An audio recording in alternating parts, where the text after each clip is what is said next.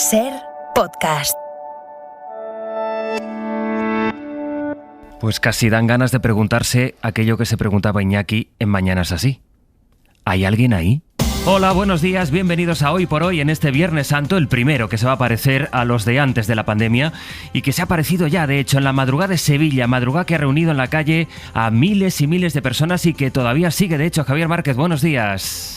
Buenos días, y que sigue reuniendo, de hecho, hasta ahora, porque la Esperanza Vetriana está saliendo en estos momentos de la Plaza de la Campana, el inicio de la carrera oficial, cayéndole una petalada de rosas encima de pétalos de flores, ahora dando pasos atrás y provocando este aplauso de los espectadores. Todavía muchísima gente en las calles, no ha parado de haber cientos de personas, miles de personas por las calles de Sevilla durante toda la noche, aún noche cerrada, empieza a clarear por el lado este de la ciudad y todavía 5 de las 6 hermandades que han realizado, que van a realizar y que están realizando su estación de penitencia durante esta noche aún en las calles de Sevilla. Ya el silencio ha terminado su estación de penitencia, regresa el Gran Poder y el Calvario hasta bien entrada la tarde, no harán la Macarena, la Esperanza Vetriana y los gitanos. Así amanece Sevilla.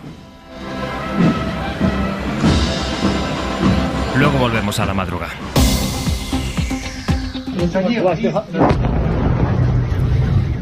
Y así ha sido la noche en Kiev, la capital de Ucrania. Cerca de las 3 de la madrugada se ha escuchado esta fuerte explosión, la más estruendosa desde que las tropas rusas salieron del perímetro de la ciudad. Además, Rusia finalmente ha reconocido que su buque insignia se hundió cuando sus soldados estaban intentando remolcarlo después de una explosión, Bayo. Sí, una explosión que según Moscú fue accidental, pero que el ejército ucraniano atribuye a un ataque suyo con 2 misiles cuando el buque Moskova estaba cerca de la costa de Odessa. El hundimiento del Moskova, el barco de guerra más potente de la flota rusa en el Mar Negro, es un golpe duro para Moscú, decía anoche el portavoz del Pentágono. Desde Kiev, Volodymyr Zelensky afirmaba en la BBC que no entiende cómo hay países que hacen negocios con Rusia a costa de la sangre de los ucranianos. Embargo na naftu. Insistía en que Europa debe imponer un embargo al petróleo ruso y volvía a pedir ayuda humanitaria y militar urgente a Occidente. Como decías, esta madrugada han vuelto a escucharse explosiones en la capital ucraniana, donde a esta hora hay barrios enteros sin electricidad. Las sirenas antiaéreas también han sonado en el resto de ciudades del país, que lleva días preparándose para una ofensiva rusa a gran escala en el este y el sur de Ucrania. En España, la actualidad política sigue centrada en Madrid. De las máscaras se reconoce un 44,85%, es decir, yo reconozco un 44,85%. ¿Y el señor Medina? El señor Medina reconoce su porcentaje. ¿La señora Collado conocía que ustedes se llevaban estas comisiones? No. Este es Alberto Luceño, uno de los investigados por la presunta estafa al ayuntamiento por la venta de material sanitario a sobreprecio durante el peor momento de la pandemia. Es un fragmento de la declaración que hizo Luceño ante el fiscal, un vídeo al que ha accedido la SER, donde el propio Luceño reconoce que se llevó cerca de un 45% de comisión por la venta de mascarillas y de guantes. Ese 45% son traducidos casi 5 millones de euros. A mí quien me pasa el contacto de ayuntamiento es la directora de mi antigua universidad. Y ella me dice: Luis, yo conozco bien al hermano del alcalde.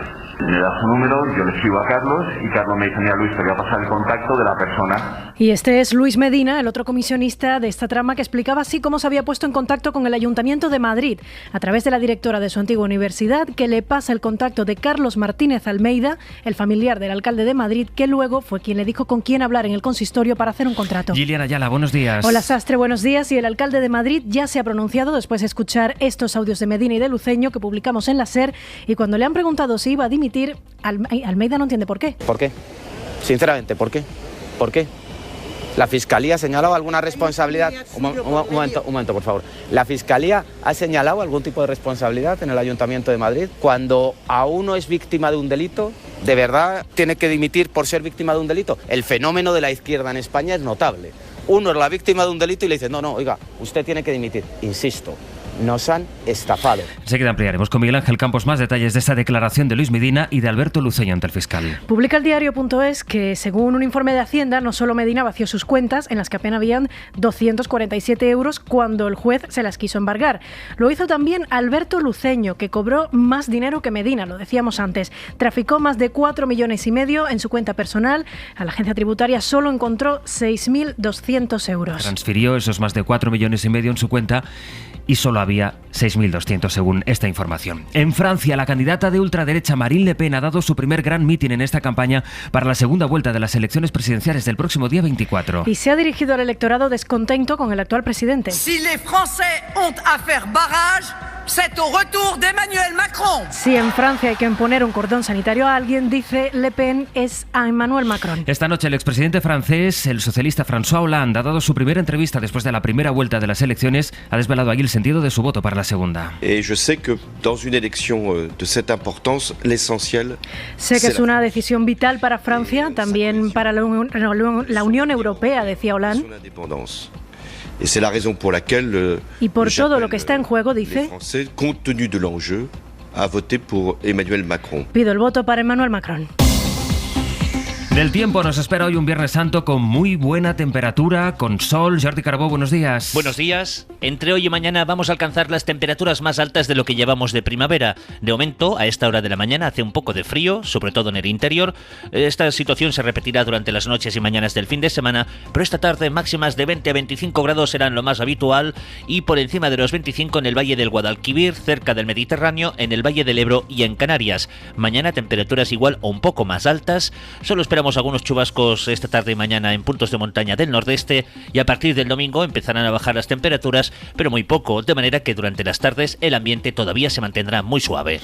Y en los deportes, el Barça eliminado de la Europa League en un Camp Nou que parecía más un campo alemán que el campo del Barça. Sampe, buenos días. Sí, con cerca sastre de 30.000 alemanes en las gradas que teñían el campo de sus colores. Barça 2, Eintracht 3, resultado maquillado porque en el 90 los alemanes ganaban 0-3, marcó Busquets el 1-3, Memphis Depay en el último minuto, en el último, mejor dicho, en el 99. Opiniones contrarias las de Araujo y Xavi Hernández. Para la altura de este equipo, la calidad que tenemos, lo que estábamos haciendo en el último tiempo, creo que sí se puede decir que es un fracaso. La palabra fracaso os gusta mucho a vosotros, nosotros no lo contemplamos así. Es una decepción, evidentemente, teníamos muchas esperanzas y no ha podido ser. Además, se tuvo que retirar el descanso Pedri por lesión, puede haberse despedido de la temporada. En semifinales entran West Ham y Rangers Leipzig, y en casa esta noche a las 9, Real Sociedad Betis, partido que inicia la jornada 32 en primera, 2 más de la 36 en segunda, a las 6:30 Eibar Las Palmas, a las 9 Amorebieta Mirandés. Es viernes, día 15 de abril, en nuestra contraportada, una efeméride. ¿Cuál hoy, Gillian? Que en cuanto escuches las primeras notas de esta canción, vas a saber tú y todos los que nos están escuchando de qué va. Hay pocas dudas ya con estos primeros acordes. Hay pocas dudas, ¿no? Indudablemente hablamos del Titanic, pero ni de la película ni de la canción de Celine Dion. Hoy hace exactamente 110 años del hundimiento del Titanic. El barco chocó con un iceberg el 14 de abril de 1912, pero se terminó de hundir completamente un día como hoy, un 15 de abril, 4 días después de zarpar desde Inglaterra con destino a Nueva York. Murieron más de 1.500 personas y sobrevivieron poco más de 700. Iba a ser el primer viaje transatlántico del barco de pasajeros más impresionante construido jamás hasta la fecha. No pasó de Terranova, en Canadá. Los restos del Titanic se localizaron 73 años después, en 1985. Far across the distance and spaces between.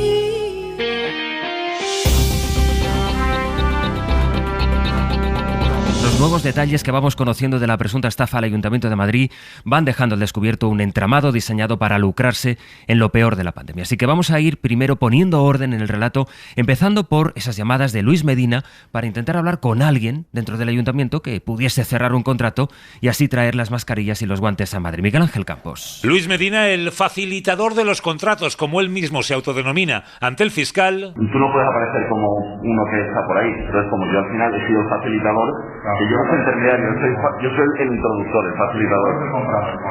Eso es, ¿ves? El facilitador. Afirmó en su declaración que fue la directora de una universidad quien le dijo que era amiga del hermano del alcalde y le puso en contacto con quien en realidad es su primo Carlos, quien le facilitó el acceso a la responsable de contratación, Elena Collado. ¿Cómo le llegó a usted el contacto de Elena Collado? ¿Y quién es la persona? Carlos, el hermano del alcalde. Correcto. Con Elena Collado. Exacto. Pero Collado, que también ha declarado como testigo, dice que fue ella misma quien llamó a Medina. Alguien, no recuerda si un concejal u otra persona, le dio el teléfono del hijo del duque de Feria, le llamó y empezó la relación. No recuerdo de dónde me vino porque le puedo asegurar que había decenas de llamadas. Esa parte no la recuerdo, podía haber venido de un concejal, de otro coordinador. Me llevó el teléfono Le llamé y me dijo que tenía un amigo, no recuerdo si me dijo socio, que tenía empresas en China. Collado ha admitido que remitieron una carta del alcalde a China para facilitar los trámites de trabajo de Luceño y Medina. Eso en cuanto a los movimientos para llegar a firmar un contrato con el ayuntamiento, pero una vez formalizado el negocio, pues llegan los millones en comisiones. Recordarán que sobre todo Alberto Luceño había destinado sus casi 5 millones a coches de lujo, yates, relojes Rolex. Pues en declaración ante el fiscal, en esa declaración pudimos escuchar que Luceño decía que él se merecía la medalla de la Ciudad de Madrid porque a su entender había ayudado a la ciudad en un momento muy difícil, en plena pandemia. Usted dice o menciona, no sé si lo dice de manera jocosa, que espera o que cree que se merecería una medalla del Ayuntamiento de Madrid. La medalla es porque efectivamente se movieron los más rápidos y se sirvieron mercancía en una semana. Una medalla quería. En cadenaser.com podrán ver el vídeo con la declaración ante el fiscal de estos implicados en la trama. Fuera de España, la actualidad nos sigue llevando, les decíamos al empezar, a Ucrania, evidentemente, sobre todo por unas declaraciones que ha hecho el director de la CIA. Según la Agencia de Inteligencia de los Estados Unidos, Putin estaría desesperado, dicen, impaciente ante el avance tan lento que tienen sus tropas en Ucrania. Y según la CIA, esto abre la puerta a que Rusia pueda plantearse ahora recurrir a las armas nucleares. Vuelve, por tanto, el temor a ese uso de las armas nucleares. En Washington, informa Víctor Sancho. La alerta por un hipotético ataque nuclear en Ucrania sigue vigente y es una de las grandes preocupaciones entre los servicios de inteligencia de los Estados Unidos, que no descartan que el presidente ruso, Vladimir Putin, decida lanzar un arma atómica ni que sea de pequeño rango, fruto de la desesperación por conseguir algo que pueda considerar una victoria. Si bien el director de la CIA, William Burns, dijo que no hay pruebas de que una acción de ese calibre sea inminente, existe la certeza de que esa opción está sobre la mesa y no hay que tomarla a la ligera, ni que sea como señal de aviso y no con potencial de destrucción. Un Burns que además comparó la agresión rusa con las imágenes de la guerra de Chechenia. A todo esto, el presidente Joe Biden confirmó que la Casa Blanca está analizando la posibilidad de enviar a Kiev a un alto cargo del gobierno, como el secretario de Estado o el de Defensa, para reafirmar todavía más el compromiso con Ucrania. Y Rusia ya ha hecho referencia a su poderío nuclear en estas últimas horas. De hecho, el Kremlin ha amenazado con desplegar parte de su armamento atómico en el Báltico si Finlandia y Suecia llegan a entrar en la OTAN. Información de Ángel Villascusa. Rusia sí ha aumentado su nivel de amenaza contra Occidente. Avisa a los países del Báltico de que puede haber un incremento de la presencia militar en la zona si Suecia y Finlandia entran en la OTAN. El Kremlin asegura que si lo hacen serán considerados países oponentes. Además, advierten de que la adhesión provocará un despliegue todavía mayor en la frontera con Occidente. Dmitry Peskov es el portavoz del Kremlin. Su país, dice, está trabajando en cómo fortalecer las fronteras con Occidente y en cómo desplegar más misiles atómicos. La presidencia de Lituania considera que no hay nada nuevo y recuerdan que en el enclave ruso de Kaliningrado, en el Báltico, ya hay armamento nuclear ruso. Y desde que Rusia invadió Ucrania hace ya 7 semanas, casi 5 millones de ucranianos han tenido que huir de su país y son ahora refugiados en Europa. Son datos de Naciones Unidas que además revela que alrededor del 90% de los ucranianos que han salido de su país son mujeres y niños, en parte porque Ucrania no ha autorizado a los hombres mayores de edad a salir del país. El Gobierno está negociando con sus socios la agenda legislativa de las próximas semanas, las leyes que quiere aprobar lo antes posible, pero según fuentes parlamentarias, las conversaciones no avanzan al mismo ritmo. Se están complicando, por ejemplo, las que tienen que ver con la derogación de la ley Mordaza. Guillermo Lerma, buenos días. Buenos días, y lo que confirman fuentes de la negociación es que está prácticamente cerrado el acuerdo sobre la ley audiovisual, que fue condición para aprobar los presupuestos. Más difíciles están siendo los contactos sobre la derogación de la ley Mordaza. Hay grupos como Esquerra o Bildu que reclaman limitar el uso del material antidisturbios o acabar con las devoluciones en caliente. También se han retomado las conversaciones para otro de los proyectos estrella del Ejecutivo, la ley de memoria. Ha habido intercambio de propuestas para tratar de ofrecer una reparación patrimonial a las víctimas del franquismo sin tocar la ley de amnistía, que es lo que reclamaban los republicanos catalanes. El propósito de los socialistas es acelerar también las normas en materia de igualdad, como la ley del solo sí es sí, que sigue atascada por las discrepancias sobre la prostitución. Fuentes del Ejecutivo reconocen contactos incluso con el PP para avanzar en el cambio del sistema de voto rogado. Fue ese uno de los puntos que acordaron tratar Sánchez y Feijóo en su reunión hace una semana en la Moncloa. Y los empresarios de las gasolineras le han pedido amparo al defensor del pueblo ante la falta de liquidez y el caos. Dicen que están provocando las medidas del Gobierno para bajar el precio final de la gasolina. Medidas como, por ejemplo, el descuento de 20 céntimos por litro de combustible. Carlos Sevilla, buenos días. Buenos días. Dice la patronal de las gasolineras Bruselas que el Real Decreto de las bonificaciones al carburante ha provocado una asfixiante falta de liquidez en sus negocios y por eso le piden al defensor del pueblo que traslade al Gobierno 3 peticiones principales. Que Hacienda publique una guía práctica de cómo tienen que hacer las liquidaciones del combustible que venden, que les abonen los anticipos también en los meses de mayo y junio y que la Administración ponga en marcha líneas de financiación del ICO al 0% de interés. De momento, Hacienda ha publicado en su web información sobre la forma de aplicar estos descuentos y ha abierto una línea de atención telefónica específica. De la Crónica de Sociedad, el número de alumnos que escoge la asignatura de religión ha caído este curso por primera vez por debajo del 60%. La caída es imparable y se nota especialmente en la escuela pública, donde ya son menos de la mitad los alumnos que cursan la asignatura. Todo esto antes de que entre en vigor la nueva ley que reducirá su peso y puede acentuar aún más esta tendencia. Información de Adela Molina. Hace una década el 71% de los alumnos estaba apuntado a la asignatura de religión. Este curso por primera vez no llegan al 60%, según datos de la Conferencia Episcopal. La materia ha perdido estudiantes especialmente en las escuelas públicas. Ahora hay 247.000 niños menos que la eligen, aunque hay más alumnos en las aulas que hace 10 años.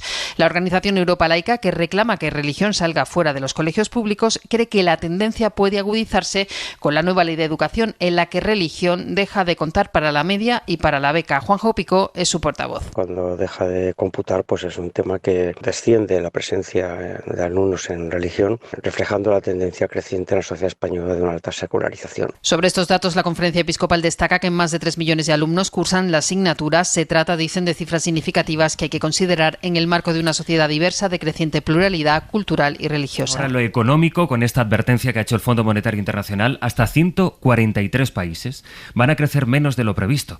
Ya no solo este año, también van a crecer menos de lo previsto también el año que viene. La inflación es lo que más está frenando este crecimiento, sobre todo a raíz del conflicto con Rusia, de la invasión de Rusia a Ucrania. Sira Valdés. La elevada inflación de los últimos meses está poniendo freno al crecimiento económico, por lo que el Fondo Monetario Internacional revisará a la baja sus perspectivas en 143 países, que suponen el 86% del PIB global, según ha señalado la directora del organismo, Kristalina Georgieva, en la apertura de los encuentros de primavera del FMI y el Banco Mundial.